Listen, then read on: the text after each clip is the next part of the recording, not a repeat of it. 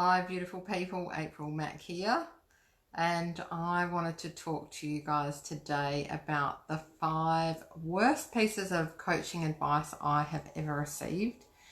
That I now do things very differently, and I wanted to share those with you so that you don't have to make the same mistakes I did. That's what I always like to share is, you learning from my mistakes so you can avoid them. That's a good thing, I hope. I'm just going to have to say that for anyone watching, if you see me waving my hands around, it's because my house has quite a few flies in it. Yesterday, my man moved the compost and it's created a whole lot of flies, which is just disgusting. And so I'm sorry if you see me waving, it's actually not, I'm not saying hello necessarily. I'm probably batting away a fly.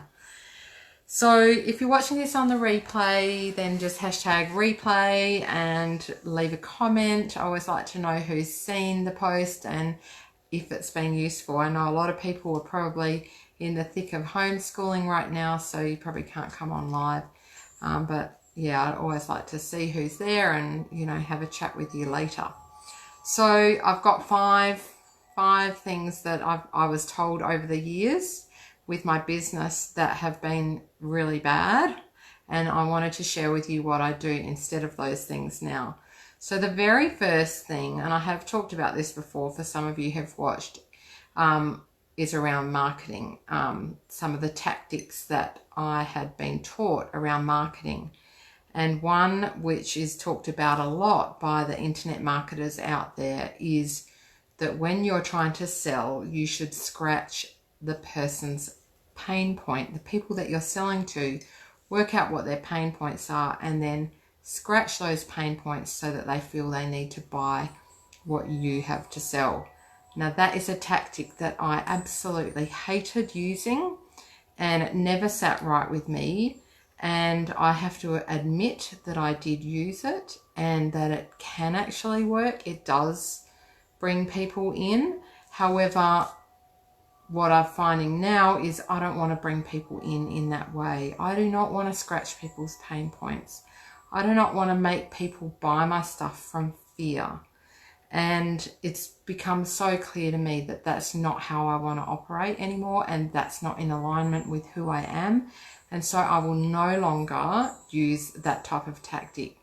And so, it's a proven method. It works. If you do a test, like an alpha beta test, where you're selling something and you have one hook that is scratching a pain point versus another that is maybe the flip side of that, the positive, usually the pain point scratching works better, but it leaves me personally feeling gross. I don't like it. I don't like the way it makes me feel, and I don't want people coming in to my programs and buying my services because they feel fearful or that, that I've really kind of stirred something up in them. I'd much rather appeal to their power. And so with each of the things I'm talking about today, I'm going to give the flip side of what I now do. So instead of scratching a pain point, what I now do is try and appeal to people's next level version of themselves. Who do they want to be? What do they want? What would make them feel great, and talk about that and how I can offer those things rather than letting them think, the negative. So that's how I like to do it now. And what I'm finding by doing that, I feel better. And then the people coming in, I'm just going to decline a call that's coming through. Sorry. The people who come to me, they know what I'm offering. It's not under some kind of, pretense that, I'm going to help them in some way that, with something that feels, negative. It's a positive exchange and it feels way better for me. So that's number one. Scratching pain points, I no longer do it. Instead, I appeal to the person that they're becoming or what they want, the power side of them. The second thing that I was taught, and this is by different coaches over the years, so I'm not naming any particular coach. I've followed lots of different programs in order to get my business out in the world. and learned a lot along the way, and I'm just sharing that with you guys to help you avoid the mistakes that I made. The second thing was to basically to automate the living shit out of everything you do, right? So I followed a very successful marketing person whose name shall not be mentioned, who basically promotes that you should automate everything, so that you can just sit back, have your dream life while the money rolls in, right? You've probably heard of these programs before, and I did it. I actually built everything they suggested that I should build. I built sales funnels, everything automated, and it took me a huge amount of time. I've talked about this before. It took me a huge amount of time to learn the systems to automate everything, and but I managed to set it all up. But by the time I'd set it all up, my message and what I wanted to offer, hey Sue, hey beautiful, my message was different, because it took me a good year to set up all this automation and, to create all these professional videos and all these things. And then by the end of the year, when I finally got it all set up, I had moved on, I had changed, my offerings had changed, and this system that I'd set up left me with no flexibility. And also what I realized is that for me, the joy of what I do comes through the creation of videos such as this. Just for anyone watching, I've got flies in my house. I'm sorry, so I'm batting them away at the moment because my husband, or it's not my husband, I call him my husband, my partner, he moved the compost around, and so now I've got flies everywhere, so sorry. So automation, I tried it. Yes, it works. You can sit back and the money rolls in and whatever else. But the services that I then was offering and all the stuff I'd created was out of date. Hey, Paulina, beautiful, how are ya? So what I do, the flip side of that now is, what I do now is tune into what I want to offer, and I don't automate. I barely automate anything anymore. I automate a few emails. Like if you join my email list, you will get one or maybe 3 automated emails, which are just, welcoming you into my gang. And I feel okay doing that, but beyond that, it's me doing it, and I do it in real time. And, I'm not saying that, you can't automate things. If you can automate certain aspects of your business and it makes sense to do so and it feels right to do so, then absolutely do it. Like, absolutely. I'm not saying don't do it. But what I did was I started out trying to automate, set up all this automation. And then I got to the point where there was nothing left, for me to deliver from my heart, because it had all been automated. And, this whole notion of sitting back and watching the money roll in, that's not me. What I do is not about money. Yes, I need money to put food on the table, but what I do is deliver from my heart now. And what I'm finding is, since I've started doing that, the right people are coming in, the money is coming in, I'm attracting the people I want to work with because I'm doing things authentically and from my heart, not some automated, blueprint process systems that someone else has told me to implement. So I would suggest around automation, if you want to automate, just pick the things that are going to help you, make things more efficient in certain aspects, like calendars and things like that. You can automate certain things, but think about what you enjoy doing. If you enjoy creating posts in real time that are related to, who you are and what you're about in that moment, and you want to share that in that moment, then that's, don't necessarily schedule posts way ahead of time, because it will be out of alignment with where you're at in your life. Sue, I so resonate. Hi Bree, how are you? Yeah, good. I'm so glad, Sue, and I knew that you would, because, you're a heart-centered, person like I am, in tune with the universe. And I find if you schedule ahead, there's some people who set up And there'll be people out there telling you that you must do this, you know, schedule all your Instagram posts ahead of time, save yourself all this time so that you can focus on this or that. But if you do that, you lose that connection with the universe telling you, oh, this is what people need to hear right now. And then you saying that, if you're scheduling it ahead, it's going to be out of alignment with the timing of when you're meant to put that message out. So the way I'm trying to operate myself now, good, Paulina, you never schedule. Absolutely. Great. You know, and I see that you're posting where you're at right now. And that is why it helps so many people, because we are getting these messages and we're posting them at the time. And if you wait, you may doubt yourself. You may question, oh, you know, do I really want to say that? If you're getting the idea to do something, like if the universe is, you know, giving you a message, or you're experiencing something in your life and you then share that, it always helps people. And I know, Paulina, you're a master at it. Whenever you share stuff that's going on for you, it's going on for so many other people. And then everyone's like, oh, I can so relate. That's, you know, I get that. So that is, you know, if we're in tune with the universe, the messages coming through, and we put them out there, and we don't second guess ourselves, we don't bother with schedules, and you do it in the moment. You know, it might be late at night and you have to just get it out, just do it. You know, that's what I'm finding is working for me, and I'm loving it, and it's helping other people. So keep doing that. The third thing that I was taught, was basically, oh, sorry about these bloody flies. Can you see them? It's disgusting. I feel really bad getting out fly spray, but I'm going to have to. I was just saying, for anyone who missed it, that the compost has been turned around, and so there's all these flies everywhere. Hey, Tracy. So the third piece is I was taught about building complex sales funnels, and this is something that I have then gone on to teach others, and I have to apologize to any of the people that I taught that to, because I now believe that that is no longer the best method. And so the teaching that I had from coaches was you must have a complex sales funnel and focus on marketing. Marketing is your friend. Marketing. Now, that does work for some people, and I totally get it, and it's fine. And I'm not saying to anyone who wants to focus on marketing not to do that, because if that feels right for you, then absolutely go ahead.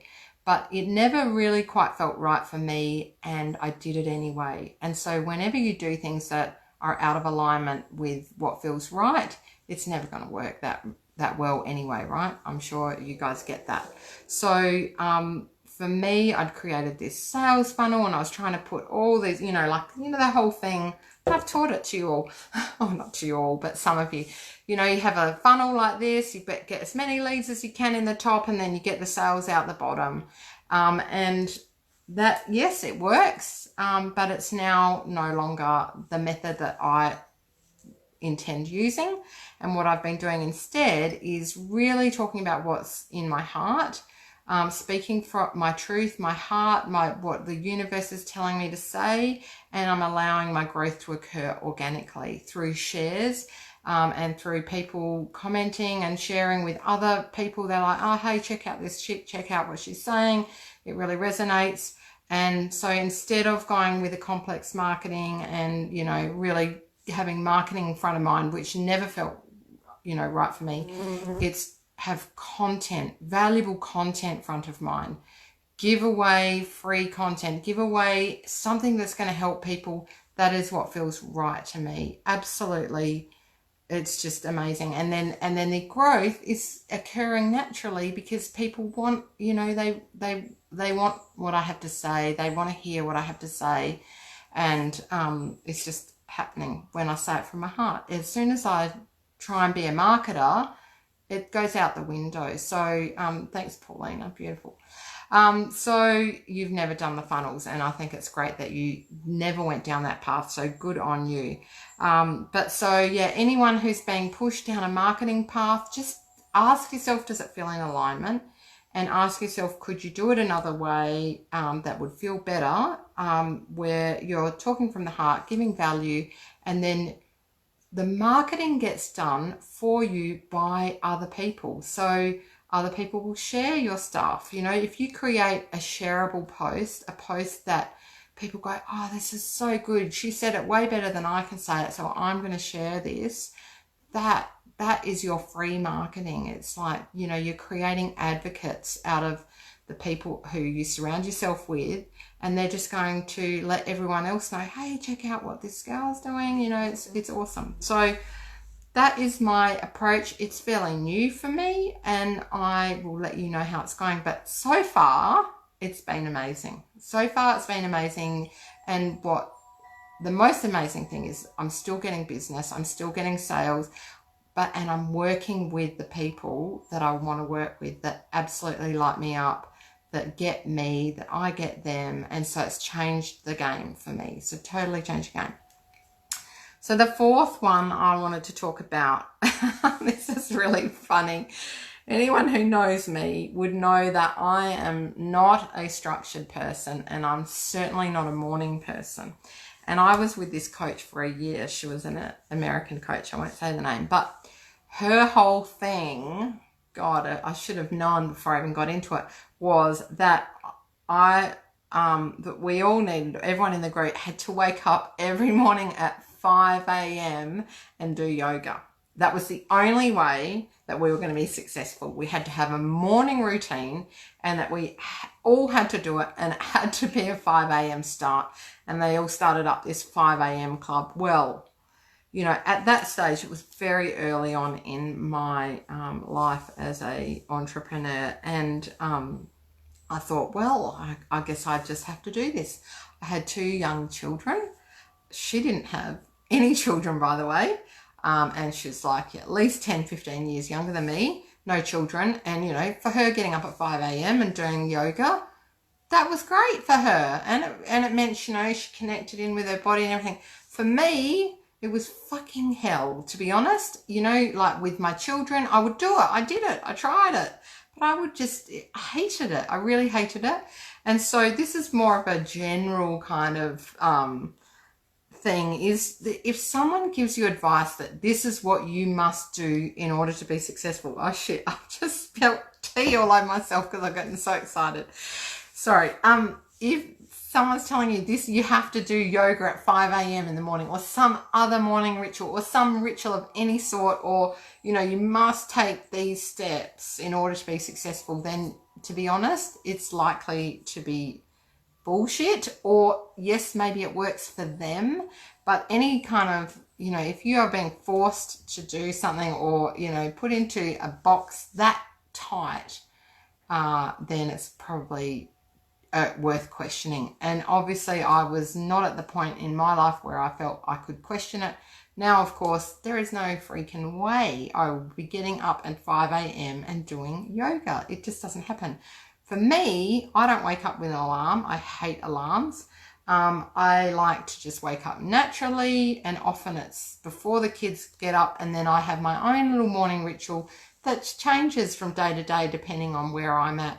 And I do not believe in there having to be one way that you start your day every day in order to be successful. And that's just for me. So my advice there, the flip side of the advice I got, was basically do what feels right for you. Whatever energizes you, or helps you be creative, or helps you be, you know, the person that you want to be, then do that. That's it, you know. And we're all so different. Hey, Karen, how are you? Nice to see you on here. Yeah, go. I think Pauline has gone. See you if you're still there. The fifth and final piece of worst advice I received, and this was actually from a coach who I really trust, and I still think she's amazing. I don't name anyone in this video, but I think this was the worst advice that she gave me, was to put all receipts. So when I started out my business, she basically said, don't worry about tracking your finances. Just put all of your receipts in a shoebox.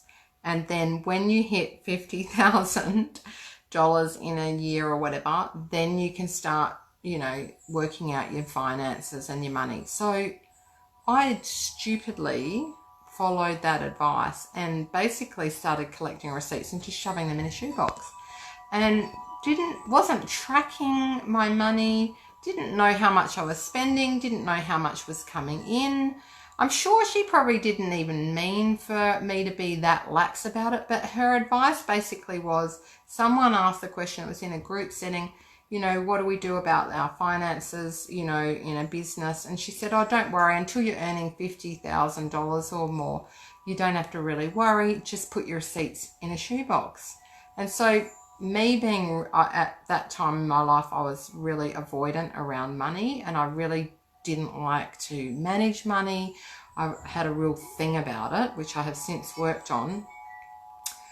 So I was like, oh, fantastic, that's great. I don't have to worry about money when it comes to my business. I'm just going to shove everything in the shoebox and think about it later. And of course, I never did, until I finally got to a point where my business finances were in an absolute schmozzle. I didn't have a separate business account. You know, I was taking money from here and putting it over there. And then I went and saw another coach who I would highly recommend. Her name is Laura Green, and she runs her own practice. It's called Soulful Rebellion, I think it's called. Anyway, look her up on Instagram. She hangs out on Instagram and also on Facebook. But when she saw the state of my financial situation when it came to my business, she nearly had a heart attack. But she really, really helped me, and helped me get things back on track. Well, not back on track. They were never on track. She just helped me work through what I needed to do. Like, when you're starting a business, there's legal requirements. There are, you know, and if you start out as a hobby, so that's what I had done. I started out as a hobby, and then it transformed more so into a business. But by the time that I got to that point, you know, I had no clue when it came to the money. So my advice is, if you're starting a hobby or a business or a side business or whatever you want to call it, start with the end in mind. Think about all the things that you need. There are courses, really cheap courses you can do online, or there's coaches you can find. Like, if you want the details of the one I use that helped me get the finances and get my business structured right, you know, you've got to know whether you're going to pay GST or not. There's all these things that you need to think about, that if you're just going to shove everything into a shoebox is probably not the best idea. You know, you might need insurance. If you're going to be a coach and you're going to be advising people, you'll need insurances. And I hadn't thought about any of those things. So my advice there is, you know, start with the end in mind. Think about where you want to get to, and then think about what you'd need to have in place. And that doesn't mean you have to do it all to start with. Like, you can, you know, pace yourself, and you don't actually have to, but know what's coming and know what you need to be doing before it's too late, like it was for me. So I hope that's been useful for anyone watching either live or on the replay. Always like people to learn from my mistakes. I'm just going to go back and have a quick look at it to see if there's any comments here that I need to respond to. Looks like Pauline's got a Word document with yeah. I'll reply to some of these comments in the just using text after I finish. But I hope that's helpful, and I hope you have a beautiful afternoon. I hope that for anyone who's been a homeschooling parent this week, which I have been, and it's been so hard, I hope your week has not been quite as hard as mine. And hopefully, fingers crossed, kids are going back to school. I don't know where you're watching from, but for me personally, kids are going back to school in not next week, the week after, and I have to say I am thanking God every day for that. So anyway, lots of love to anyone watching, and I'll see you online soon. Bye for now.